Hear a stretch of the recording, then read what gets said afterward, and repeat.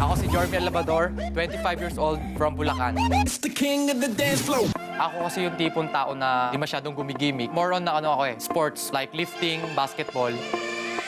Si Papa po, retired general po siya. Tumutulong na lang siya sa mga business namin like yung gym namin. Tinuturo niya sa amin kung paano yung tamang pagmamanage ng isang gym. Magaling din kumanta si Papa kasi pag handaan, birthday, siya yung kumakanta palagi. Na-inspire ako sa kanya kasi naya ko siya. Nahilig na rin ako sa pagkanta.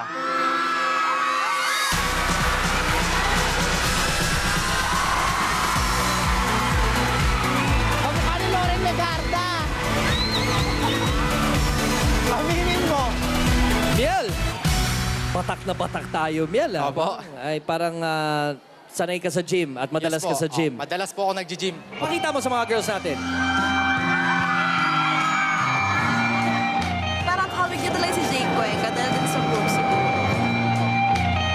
Maraming salamat. po. Pero ano yung mga workout na gagawin mo or ginagawa mo? Pakitaan mo nga ang mga girls namin. Okay, sige, ito na. Medyo mahirap to. Huwag niyo gagayahin to.